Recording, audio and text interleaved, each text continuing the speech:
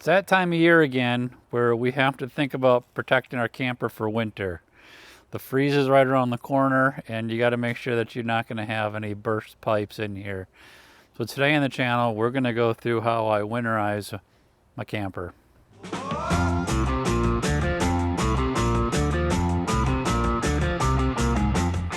In order to do this, you're going to have to pick up some RV antifreeze, which is different than your car antifreeze. This is what you have for your RV antifreeze. This is already set for negative 50 degrees. This is environmentally friendly, so when you're done and next year comes around and you want to take your rig out and go camping, you just turn on the faucets and let it drain down into your tank, and then you dump it into the tanks when you empty them out that time. So there's a couple of things I got to do on the outside here to get ready to fill them up. So let's go around to the other side of the camper and I'll show you what that is. On my camper, my hot water tank is right here. What you have to do is drain whatever water is in there out of the camper right now, and that's going to happen on these two lines right here. I still have my tank open from the season, so that should allow everything to drain back out of here. I'm just going to go ahead and pull my caps off and drain my water out. Nothing in there. I don't suspect there's going to be much water in there. Yes. A little bit of water left in there, but not much. We can go ahead and cap these off now. Just make sure you don't have any water still trapped in that holding tank in here, because that will freeze and that will blow up. That'll pop if you got it filled up all the way and it freezes. It'll expand enough to put a hole in your hot water heater. So, all right, let's get into the camper and I'll show you what to do to fill the lines up. This is the one part that I don't like, because my hot water tank is underneath there next to the bed, and there's a tiny little door here to access it. The reason why you have to get to your hot water tank is you want to switch it off. You don't want any of this fluid getting into your hot water tank, because then you have to fill the hot water tank up all the way before your lines get filled up. There's no reason to spend that much money on that antifreeze to fill the hot water tank up, because if the hot water tank is empty, it's not going to freeze. So what we need to do, there's a shut-off valve in there. You need to turn it so when I turn on the pump underneath the sink, it'll bypass the hot water heater and just fill up the lines in the camper. So I'm going to get down there and do that right now. Contort some way to get down there to do it.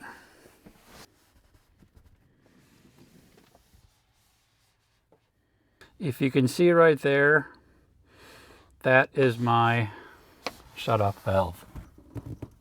Flick it up. Now it's locked and water won't be able to get in there. But now I got to try getting out of here, because if you can see, I'm really plugged in there. My pump is underneath my sink. You can take out the two screws here, but it's really not necessary. Here's my hose, so I can draw right out of my containers. So what I do, I take my container, puncture a hole in it, and then I stick my hose into the bucket all the way down. On my pump, I have another one of those valves like you saw back in the hot tank. If you have it switched right on mine, it's going to be this way. That means that it's coming from my freshwater tank. So if I was off grid, I have a freshwater tank that's down here. My hose goes into it from my pump and it dips into that tank, and it'll draw from there into my pump and then up my pump and through into all my faucets that I have in here. I don't want it drawn off of my tank. I want it drawn off of this actual bottle. One quick thing too, and I'll show you in a second, make sure you don't have any water in your freshwater tank either. So if you have water in your freshwater tank, you want to drain that out too. I didn't use my freshwater tank this year, so I don't have any water in there. But I'll show you there's a plug on it just like in the back. But what I need to do right now is flip this pump straight up in the air, and that'll actually draw it out of this container. This way is going to my tank. This way is coming up and through this hose into my bucket. The next step is, first of all, make sure your camper is plugged in. It can just be 110, but make sure that you have power to it, because you do have to run that pump in order to do it. The pump will run off your battery, but just make sure you have enough battery charge to do it. So the takeaway, just make sure you have enough power to run that pump to be able to fill it. So I have to come up here to my control board, and I have a switch here called water pump. You can hear it turned on. I must have something on right now. Oh, nope. So it is now on, and I'm going to be running off my pump. So we're now at the kitchen faucet. In order to make sure I have antifreeze throughout all the lines, and that's what you're trying to do, is get antifreeze throughout your piping system of your camper. So you got to run each and every one of your sinks, toilets, tub that you have in your camper. If you got 2 bathrooms, you got to do it in both your bathrooms. 2 showers, both your showers, your toilets, anything that gets water that comes out of it needs to have this drained. So what I do, turn it on, and you can see it's drawn out of that pump down there, out of that bucket.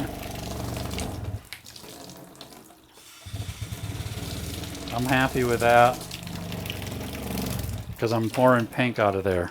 So that line has enough in it, and you're going to get that aeration in there. Clear, it's clear, it's clear. I'm going to just wait until it turns pink. That's getting all the water out of there.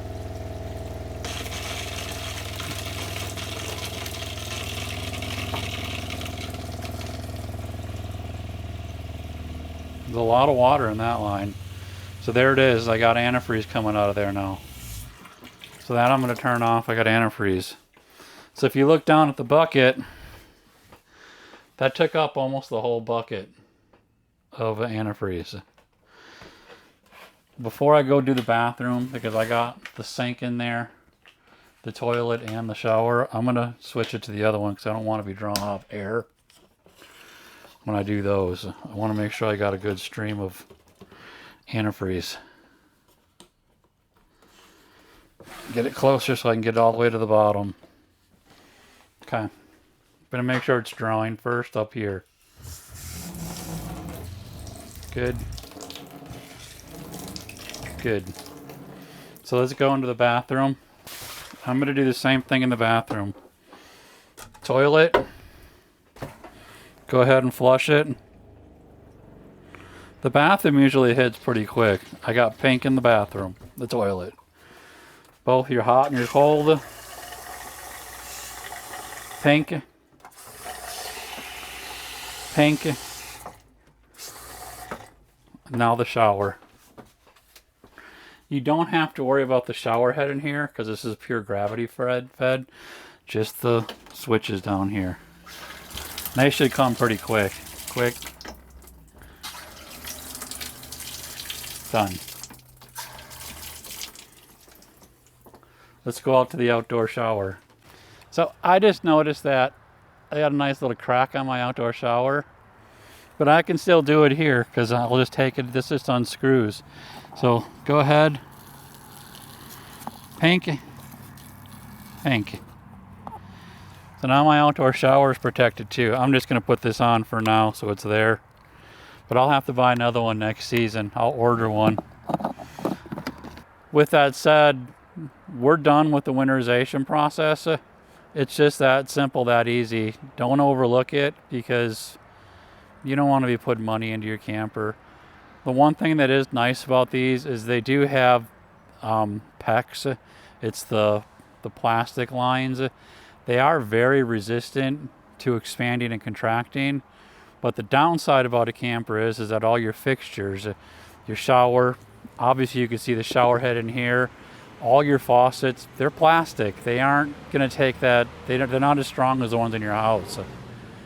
So just make sure you get that winterization done on it, and you'll be safe for the winter. I hope this helps you. I hope camping season comes up quick, because I'm sure it's going to miss it. Until then, we'll do some bike riding or whatever we can do outside. Until then, happy adventures.